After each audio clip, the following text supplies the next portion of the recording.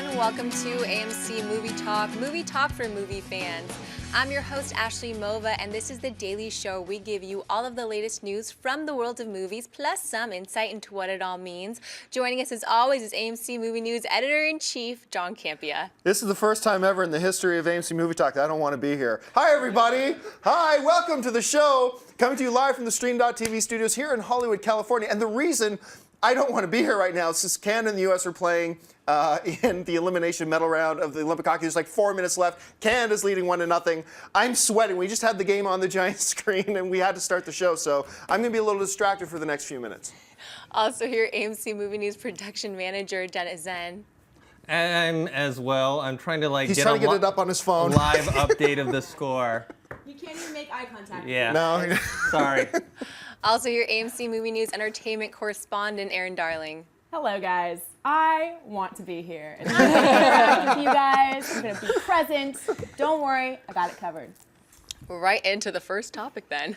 According to a report from The Hollywood Reporter, it looks like a Doctor Strange movie is slowly moving forward.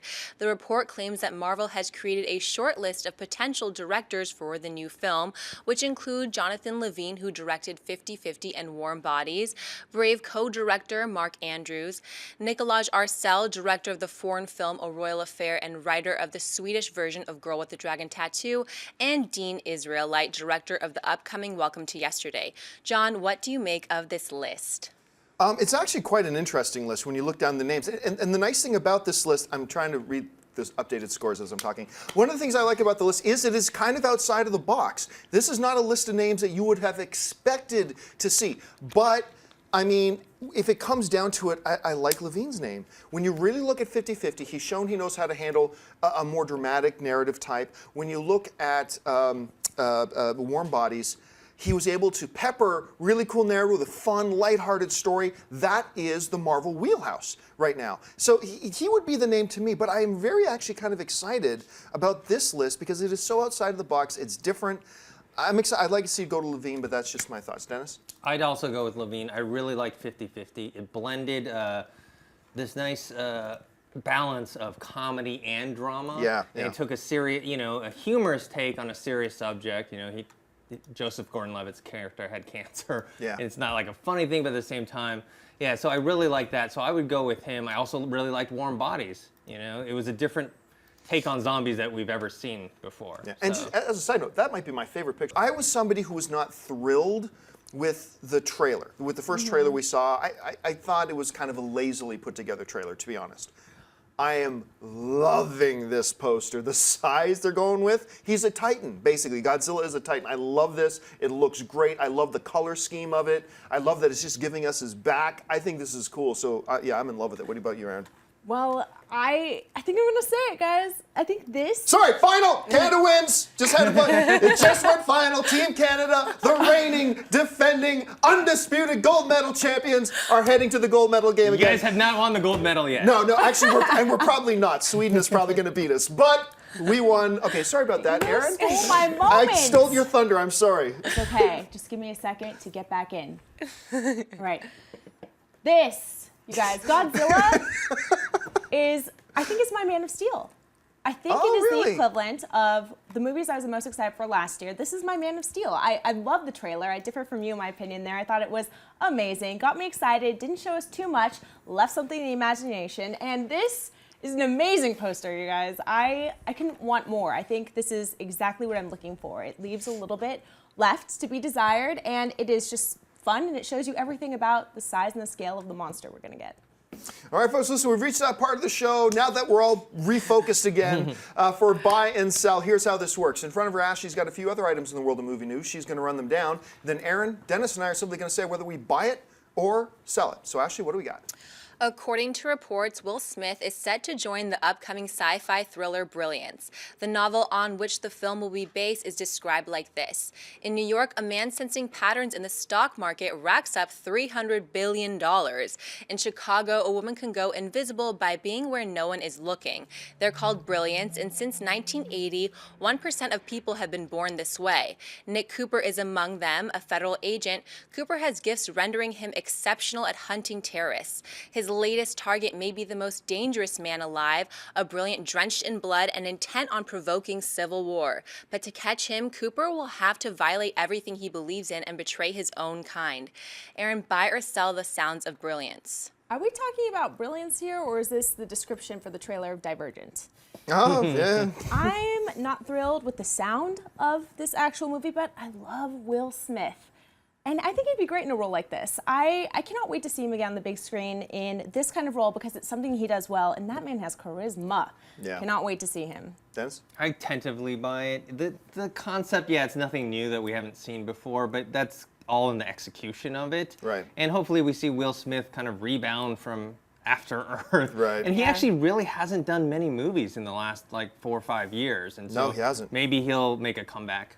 I surprisingly, I'm going to enthusiastically buy this. I really like to. Now, it does sound a lot. What was that Chris Evans movie? Push. Yeah. It sounds an awful lot like Push in many ways. It sounds a lot like that TV show that's on right now, Tomorrow People, in many ways. But still, this is where Will Smith really shines. I mean, Will Smith is a very diverse. He's shown us he can do heavy drama, and he's shown us he can do fun comedy, but he really shines in these more kind of fun, with a darker tone, sci-fi, actionier kind of things. So I think this is a good move for him, so for me it's a buy. The first official poster for the upcoming Marvel film Guardians of the Galaxy hit the web, which you can see here, which features the main cast of the film and ends with the words, "You're welcome." Guardians of the Galaxy opens in AMC theaters everywhere on August 1st. John, buy or sell this first Guardians of the Galaxy poster? Oh, I love it. I really do. And you know what? I mean, the poster's good. It shows us the characters, really highlighting the titles.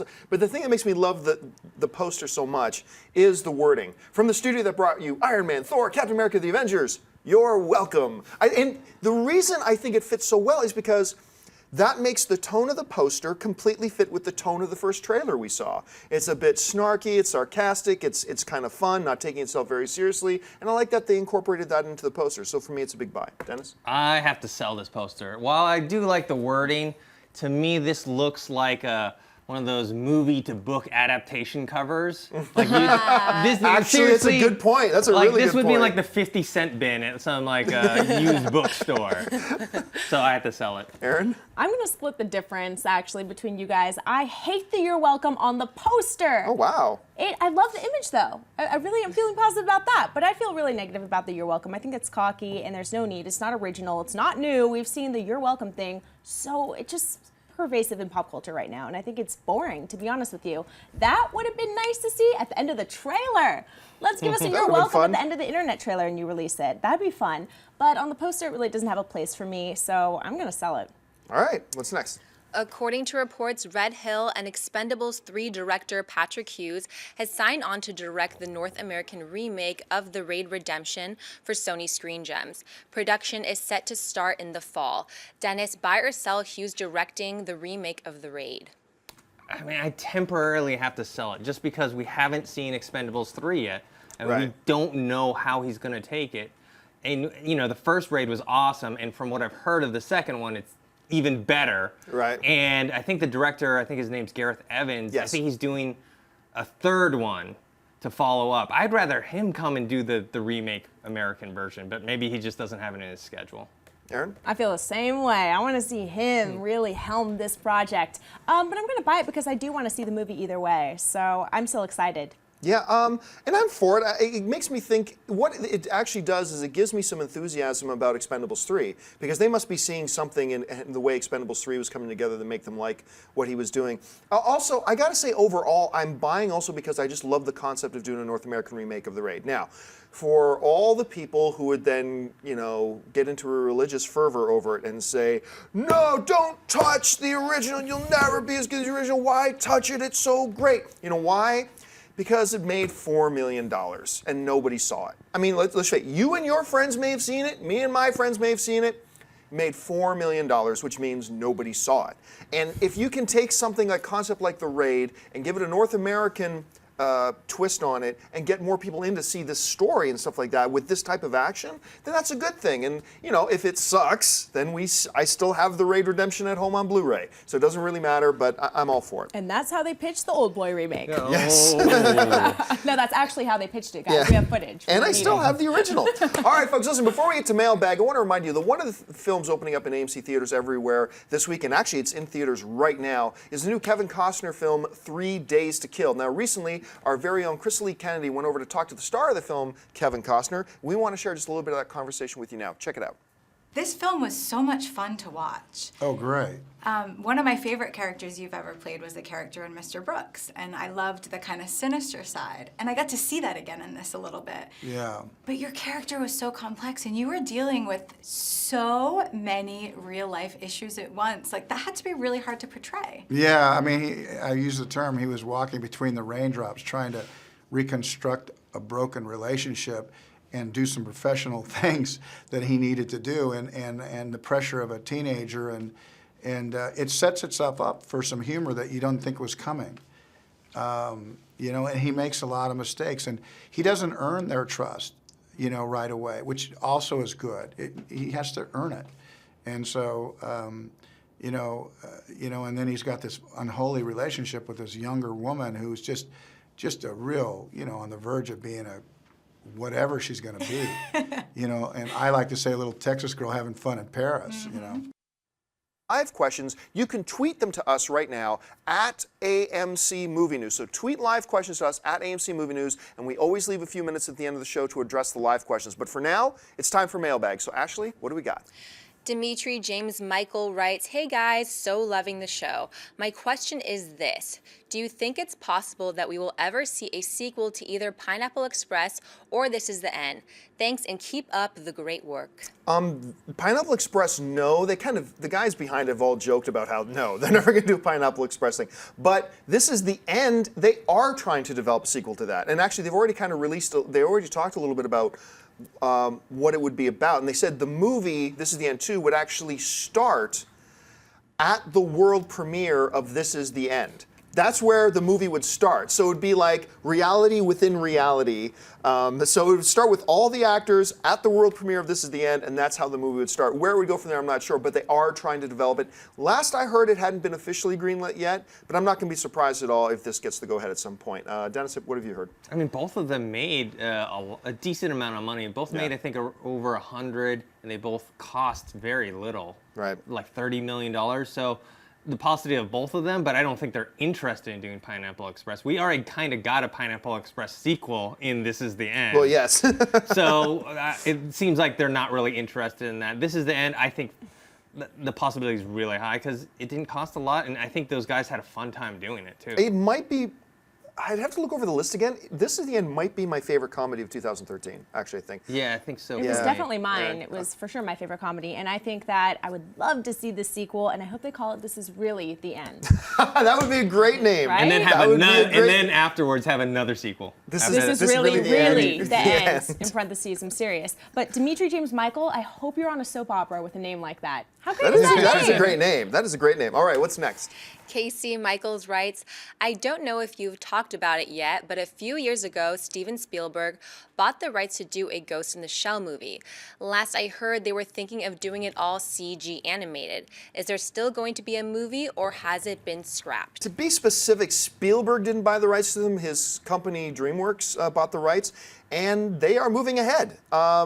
Actually, it's going to be directed by Snow White and the Huntsman director Rupert Sanders, also known as the short-term boyfriend for Bella. Anyway, so they've got their director. They're on board.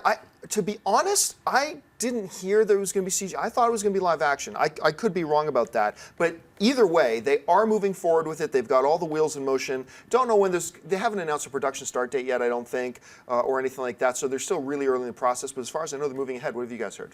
It is a live action movie. It is live the action. original version they wanted to do was CG, but then they scrapped that and they started over with this live action version. I'm really excited. I'm a big fan of Masumi Shiro, if that's how you pronounce his name. But I would actually want to see someone pick up Appleseed, his other big property, and do a live action version of that. Aaron? Ditto. All right. Live action. All right, well, that'll do for Mailbag. And like I said, it is time for live questions from the Twitter sphere. So if you're watching us live, you can tweet your questions to us at AMC Movie News. Our gatekeeper today is Ashley. She's picking out the questions. So Ashley, what are people asking on Twitter? John Peter Ramirez writes, question, could we see a Bug's Life 2 in the future? I don't think so. I think if Pixar was going to have any interest in doing that, and there wasn't really a lot of open-end stuff to go with a sequel anyway, but I think if Pixar was ever interested in doing Bug's Life, I think we would have seen it by now. They've got a whole bunch of other stuff on their plate that they're moving forward with, and I don't think... Look, don't even talk to me about Pixar sequels unless you're coming to me to talk about The Incredibles. That's all I want to hear about as far as Pixar and sequels. Unless the third word in that statement is Incredibles, I don't really care. So anyway, that's me. What do you guys think? If we do see it, it'll be a long time. It'll be when they're like, we're run out of ideas. Right. Let's go back to this. Because, yeah, it's on the list of sequels that they need to make. It's very, very low. Yeah. I enjoyed it, but it's not something that people are clamoring for. Like, oh, we need a Bug's Life sequel. Yeah, in terms of sequels that they need to make, I'm just going to say they don't need to make it. I mean, I have no interest in seeing that sequel. So if they want to, I guess it's something they can put out there, but it's not high on my personal priority list. All right, what's next? Brian writes, can you explain how contracts work when actors sign to a franchise? Any guaranteed money or just per picture? No movie, no money? Generally speaking, and every contract will be unique and have its own unique aspects, so whatever I say right now, don't take it as a blanket for everybody. Generally speaking, whenever a studio is getting a film going that they have franchise hopes for, whether it's a superhero thing or whether it's a series of books they're doing it on or whatever, and they hope to turn it into a franchise.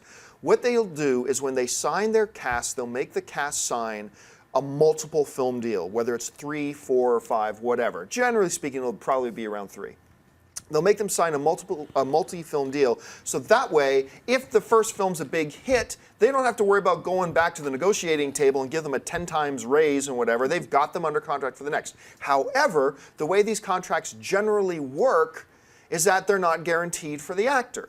So let's say that I'm a Hollywood producer, and I decide to hire Dennis as the lead actor in my new comic book film, Race Car Man. That's my new franchise. I just love all the made-up titles that come up with. Race Car Man. So Race Car Man is my new hero, and I've got a plan for like 6 films for him. So I go to him and I say, okay, Dennis, you're going to be my leading man, but I'm going to sign you to a 3-film deal. So now, if we make Race Car Man, and it succeeds, and I want to do a sequel, Dennis is obligated to appear in the sequel because I've got him under contract for that. I mean, and there are ways to get out of it, but generally speaking, he's obligated to come back for the next 2 films. However, that obligation doesn't go 2 ways, because if I make the first Race Car Man and it doesn't do well and I don't want to make a second one, or if I do make another Race Car Man and I didn't like the job Dennis did, I am not obligated to use Dennis in the role. So Dennis is obligated to appear if I call on him to appear, but I am not obligated to make another film, and I am not obligated to use Dennis even if I do make another film. And so we've seen that play out a lot of times in a lot of stuff. So that's generally the way it works out. But like I said, every contract has its unique properties to it, but that's just generally how it works. You guys have any thoughts on that? No, but I'm ready for Race Car Man. I'm ready. With the glasses. Sign me up. Sign me up. You are so castable as Race Yes. Car Man. I love it. I see it. All right, what else do we got? Superman writes, who is your favorite fictional character of all time? Oh, favorite fictional character of all time? Probably Darth Vader. Vader's probably my favorite. Hard to say, you know. Batman, Spider-Man. Batman rank high up. Spider-Man. Magneto for me. Spider-Man's up there for me. Deadpool, obviously. Man, there are so many to draw from. All right, what's next? Arrow writes, question, do you think they will kill Godzilla or keep him or her alive to make a sequel? Love the show. Sequel. Yeah, they're not making Godzilla with the thought of one and done. They're making Godzilla hoping it's a big hit and then they can make a huge string of Godzilla movies. What I hope they don't do is kill off Godzilla and then have some cop-out ending where Humanity's now celebrating that they killed the big monster, and then the camera cuts to a faraway, desolate island, and we see a giant egg start to shake at the end. I hope they don't do some kind of weird cop-out like that, but I don't think they're going to kill Godzilla. Aaron, do you think they're going to keep him alive? I think they're going to keep him alive, or something's going to happen. Maybe he'll be mortally wounded. No, and possibly. we'll be left in jeopardy, and we won't know what's going to happen. But I would love to see a sequel. I'd love to see a threequel for this movie. So I hope that something mysterious happens that leaves a little bit of mystery. Dennis? Yeah, I don't think his defeat is going to be anything like permanent. So I think I think some of the older ones, they had him like kind of sent back to the sea. They like lured him back to the ocean. So I don't know. Because that's going to work. They're gonna like beat him up so that like he somehow hibernates in the ocean, and they'll come back for the second one. Somebody actually tweeted me last night when the poster first came out and said, John, do you think that what they're really setting up is a Godzilla Voltron crossover? I'm like, well, this is officially the strangest tweet I've got all week. Mind blown. Can I say when they actually announced the name of the Avengers sequel, I just heard it, I didn't see it in print, and I thought it was Voltron instead of Ultron. And I was like, I'm so excited! Avengers Age of Voltron with the lions and everything. All right, what's next? Shaq Fu writes, do you think Hollywood should remake a Mighty Morphin Power Rangers movie? No. And who should direct? Yes! No. Yes! No. Yes! Yes! No. Are you kidding me? No. Yes! No. Hollywood, do it. No, don't. You're the only one I'm at the this only one that table wants that's it. Well, okay, let me go one step further. Not only do I not think they should, there's nobody in Hollywood who will ever do that. It's not gonna happen. I mean, somebody might take a handy cam and shoot something just for Erin Darling to sit in a theater all by herself and watch, but no, I don't think so. I'm gonna get lots of Mighty Morphin Power Rangers fans now who are gonna hate me, but it's the truth. I think there's a big group of people, probably around my age, that grew up watching in the 90s, and we have that nostalgia thing, and we would all gladly support a Power Rangers movie. And I hope we do see a remake at some point in time, because those movies could really be done a lot better with the help of technology and things that we have available today. But, I mean, Dennis, you can look up the numbers here on this, on Box Office Mojo, but I often talk about trajectory at the box office, you know, dictating kind of where studios may go. And I remember I talked about this once, but the first Power Rangers theatrical film made an okay amount of money, actually. It's not like it didn't bomb, it actually made some money. Then they did another theatrical Power Rangers movie, and if I could be mistaken, Dennis is looking up the numbers right now, but if I'm not mistaken, I think it made like 20% or 30% of what the first one made. So the trajectory wasn't just this for its box, the trajectory was this. And like nobody cared, nobody wanted to see it. And when studios sit back and look at those types of trajectories, they're just like, no, not interested. Dennis, were you able to find that? I mean, under Box Office Mojo, only the first one comes up. Oh, it's Turbo. Yeah, it was the second one. Yeah, it's not called Mighty Morphin. It's called Turbo, a Power Rangers movie. Made $8 million. Made $8 million. 9 million worldwide. And what did the first one make? Like 40, I think. Yeah, so 40 to 8. So it made about 25% of what the original. That's not what they're looking for. All right, what's next? Adam Hilovac writes, first off, congrats, John, # Teen Canada. Woo! Would a Halloween remake benefit if made like Seven, a psych thriller? Well, they just did a Halloween remake not long ago with a rock star dude. Rob Zombie? Rob Zombie. Yeah. Rob Zombie did, and it was awful. It was so bad. So and you know what? Big sacrilege thing here. All my film friends all look at me really strange to say this. I don't even think the original Halloween was all that good. But it's true. I really didn't. I was a little bit late to the game watching Halloween. Like I remember, I watched it when I was really, really young, and like everybody else, because I watched it really young, I was like, oh, that was great. And then I didn't watch it again until like I think 5 or 6 years ago, and I watched the original again, thinking this is gonna be a great classic retro viewing tonight. I'm gonna watch Halloween again. I'm like, this doesn't hold up. And my friends like Jimmy O, from our friend from JoeBlow.com, I think he wants to smack me in the face. And whenever I say that, I think he literally has to restrain himself from smacking me in the face when I say that. Anyway, what do you guys think about approaching a Halloween again? I'm not a huge horror fan, so I don't have the best expertise in it. However, I also thought the Halloween remake was terrible. Right. And I wouldn't want to see another one. Aaron? I just hate the fact that we're remaking and rebooting movies so quickly. Remaking remakes. Remaking remakes in a period of less than 10 years since the last one was released. Can we just get some other things going in here? We don't need to remake Halloween again. Again. All right, let's take a couple more. Okay, well, here's another remake question. Danny Flores writes, question AMC Movie Talk. Do you think that movies have what it takes to remake or reboot The Breakfast Club? I actually think a Breakfast Club remake, if not a proper remake with the title The Breakfast Club, I do believe a Breakfast Club style film is definitely going to come at some point. The challenge about The Breakfast Club was, The Breakfast Club, the original, was made in an era when high school demographics were really defined, and there weren't 40 subgenres of each demographic. The high school experience today, even as I was going through high school, is very different than what it was when The Breakfast Club came out. I mean, so it would be a very difficult film to do now and have it look much like the original Breakfast Club, but I believe there's either going to be a remake or a director who says, my film was really inspired by Breakfast Club, one of the two. But it's such a great approach to a story that I think it has to be done at some point. What do you guys think? I would love to see a remake of The Breakfast Club, and I love the original so much. I'm a big fan of that movie, and I think John Hughes did an incredible job. But these are all concepts that could translate very well to any point in time, to now or in the future, and I think if you cast it well and you focus on these amazing characters and what they're all going through in their personal lives, that story could easily fit into today's lifestyle format. I think it would be an incredible remake.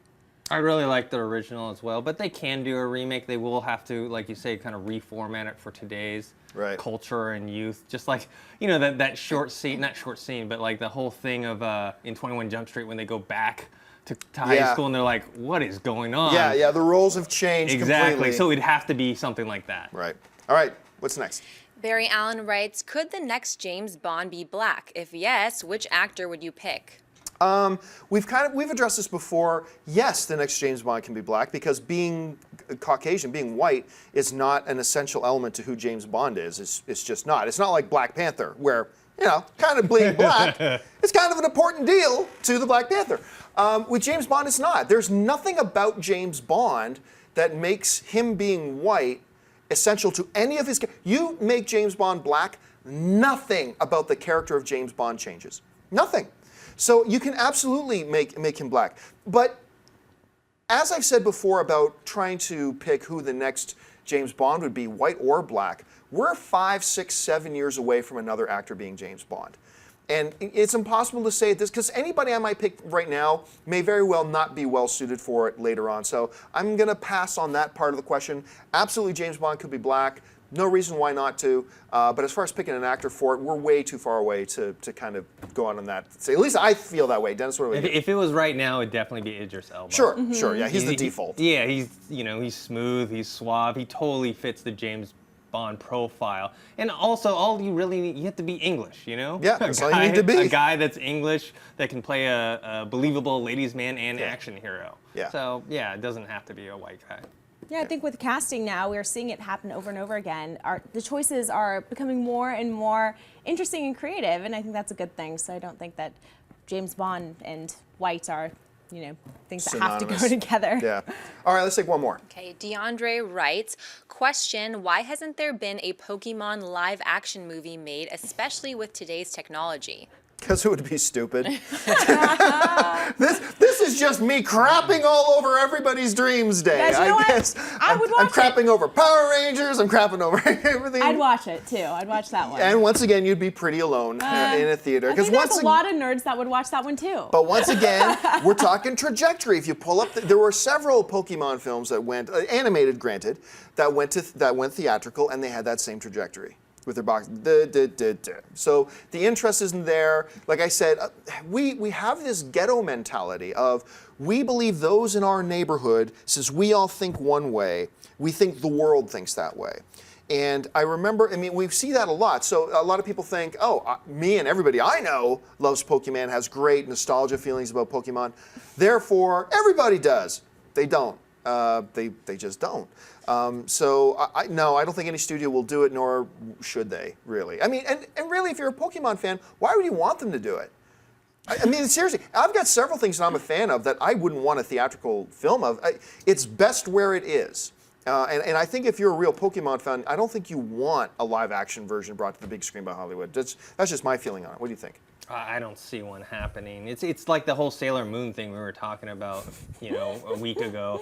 It is one of those things where everyone thinks it's super huge, but if you go out on the street and start asking people about it, only a certain age group will know what you're talking about. All right, folks, well, I guess that'll do it for us for today. Thanks so much for joining us. And listen, don't forget, lots of great films playing in AMC theaters right now. Head on over to www.amctheaters.com for your theater, showtime, and movie ticket information. If you want an audio-only version of this episode, make sure you look in the description of this video, and you'll find links to our Stitcher Radio and our iTunes so you can listen to us on the way to work. I want to thank those sitting at the table with me. First of all, Race Car Man himself, Mr. Dennis N. Dennis, where can people find you online? Well, before I get to my people can find me online, I want to congratulate Canada for a well-fought game. It was a great game. And the U.S. team did a great job this Olympics. But I have been getting some tweets about Canada. I'm like, it's not like the Canadians dominated the U.S. It was a pretty close game. Oh, yeah, but because we lost, we have to take Justin Bieber. Oh, you understand that's what true. this is really all That's about, right? But we've said this before, Canada has a store mentality with Justin Bieber. If you break it, you bought it. And U.S. broke him, so you got to keep him. Anyway. Debatable. The one and the only Miss Erin Darling. Erin, where can people find you online? I am at Twitter at Erin A. Darling, Facebook Erin Darling fan page, and YouTube Erin Ashley D. Thanks so much for tuning in, guys. And our lovely host today, Miss Ashley Mova. Ashley, where can people find you online? You guys can find me on Twitter at Ashley Mova. Have a good one, guys. And you can find me on the various social media networks at John Campia. Listen, if you haven't done so already, make sure you click the subscribe button, become a subscriber to our AMC Movie News YouTube channel. So, until next time, my name is John Campia for AMC Movie News, and until then, bye-bye. If you like this video, be sure to give it a thumbs up, and don't forget to subscribe to AMC Movie News on YouTube. It's free and a great way to stay updated with all the latest movie news and check out our daily show, AMC Movie Talk. Also, don't forget to check us out on Facebook and Twitter to stay in the loop for our special prizes, giveaways, and contests.